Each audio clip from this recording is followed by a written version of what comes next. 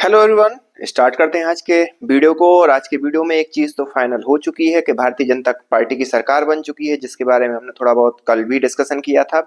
लेकिन कल एक ऐसा था कि कितनी सीट आने वाले हैं ये कोई क्लियर नहीं था। आज 70 में से 48 सीटें भारतीय जनता पार्टी ने ले ली हैं और जो 22 सीटें हैं वो आम आदमी पार्टी के खाते में गई हैं। लेकिन यहाँ पर एक चौंकाने वाली बात यह है कि जो अरविंद केजरीवाल आम आदमी पार्टी के मुखिया हैं वो हार गए, क्योंकि उन्होंने ही इस विकास के और भ्रष्टाचार मुक्त दिल्ली के और एक भ्रष्टाचार मुक्त सरकार का वादा किया था, तो वो हार गए। एक मतलब सीधी सी बात है, खुद को इस प्रकार से प्रोजेक्ट किया था कि अगर भ्रष्टाचार मुक्त कोई नेता है तो अरविंद केजरीवाल जी हैं, उनको भी जनता ने हरा दिया। दूसरी बात, जिन्होंने शिक्षा के काम में बहुत मतलब आम आदमी पार्टी ने जैसे प्रोजेक्ट किया कि मनीष सिसोदिया जी, जिन्होंने शिक्षा के काम में बहुत अच्छा काम किया, वो भी हार गए।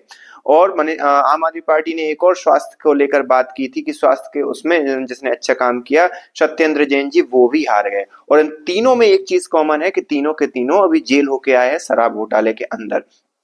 तो ये चीज एक देखने वाली है कि इतनी फ्री की रेवड़ी बांटने के बाद, इतने 10 साल शासन करने के बाद भी कोई पार्टी अगर अपने वजूद को और पार्टी का मुखिया खुद की सीट नहीं बचा सका, ये एक बहुत मतलब शर्मनाक बात कहूंगा मैं। और इसकी सबसे बड़ी वजह ये भी है कि अरविंद केजरीवाल जी जो बातें करते हैं या जो कहते हैं, कम से कम उस पर स्टिक तो रहें। 15 मिनट तो स्टिक रहो आप। पता चला किसी पॉडकास्ट में कोई बात बोल दी, उसी पॉडकास्ट पे जिस चीज को नकारा था, बाद में पब्लिक के अंदर आकर उसी चीज को स्वीकार करने लगे। तो ये सारी चीजें उनके एक हार का कारण बनी। अगर परसेंटेज वाइज देखा जाए तो आम आदमी पार्टी को थोड़ा मोटिवेशन भी मिल सकता है। क्यों मिल सकता है? क्योंकि जो वोटिंग परसेंटेज है 47 और 43% का वोट परसेंट है। 47% भारतीय जनता को पार्टी को मिली, जिसमें से भारतीय जनता पार्टी ने 48 सीटें निकाली। और वहीं आम आदमी पार्टी को सिर्फ और सिर्फ, मतलब सिर्फ नहीं, मैं बहुत अच्छा वोटिंग परसेंटेज कहूंगा, 43% वोट मिले, जिसमें से उन्होंने सिर्फ और सिर्फ 22 सीटें ही निकाली। रही बात कांग्रेस की, 7-8% कांग्रेस को वोट मिला, उसमें उनको 0 सीट आई है। तो ये सारी चीजें देखने वाली हैं। लेकिन यहाँ पे गौर करने वाली बात है कि यही सीन पिछली विधानसभा के चुनाव में हुआ था, जिसमें बहुत सी मार्जिन मार्जिन तरीके से अरविंद केजरीवाल जी के विधायक जीते थे। फिर भी उनको ये एनालिसिस उन्होंने नहीं किया। उनको लगा कि दिल्ली की जनता ने सिर्फ फ्री की रेवड़ी में हमें जिता दिया। लेकिन वही दिल्ली की जनता आज क्या हो गई, एकजुट हो गई। थोड़ा सा यहाँ पर एक फैक्टर मुस्लिम्स का भी काम किया। मुस्लिम्स ने बीजेपी को वोट तो नहीं दिया, लेकिन मुस्लिम कहीं ना कहीं एआईएमआई, कांग्रेस, ऐसे कई अलग अलग जगहों में बट गए, क्योंकि उनको भी पता था कि अरविंद केजरीवाल जी कोई काम नहीं करते हैं।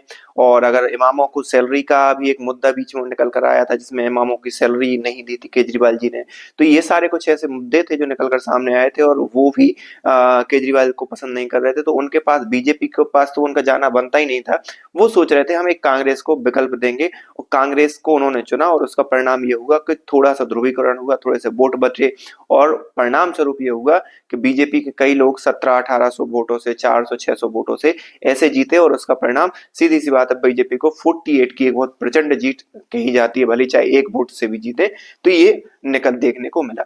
अब आगे आने वाले समय में देखना ये है कि भारतीय जनता पार्टी ने जो कम से कम 16 तो ऐसे वादे किए, ऐसे मतलब फ्री वाले वादे किए, क्योंकि केजरीवाल से जीतना मुश्किल ही नहीं, नामुमकिन था बीजेपी के लिए भी, बगैर ये फ्री रेवड़ी की घोषणा करते हुए। क्योंकि उसने इतनी फ्री रेवड़ी बांट दी थी केजरीवाल जी ने कि भाई साहब, वहां किसी पार्टी को अपना वजूद बचाना है तो अगर उन्होंने 200 कहा है तो दूसरी पार्टी को 1800 करना पड़ा। और किया वही बीजेपी ने किया। केजरीवाल जी ने 2100 रुपए कहा, तो भारतीय जनता पार्टी ने उसको 2500 रुपए कर दिया। आप समझ रहे हो कितनी फ्री की, मतलब महिलाओं को जो पेंशन के लिए भी बोल दिया। फ्री की जो योजनाएं थी, केजरीवाल जी ने कहा कि ये सारी योजनाएं बंद हो जाएंगी अगर केजरीवाल जी की सरकार नहीं आएगी। तो बीजेपी को सामने आके ये बोलना पड़ा कि जितनी भी फ्री की योजनाएं हैं वो चलती रहेंगी और हम विकास कार्य करेंगे। विकास कार्य में सबसे ज्यादा क्या करेंगे, रोड पे काम किया जाएगा, यमुना की क्लीन पे, यमुना को साफ सफाई करने पे काम किया जाएगा।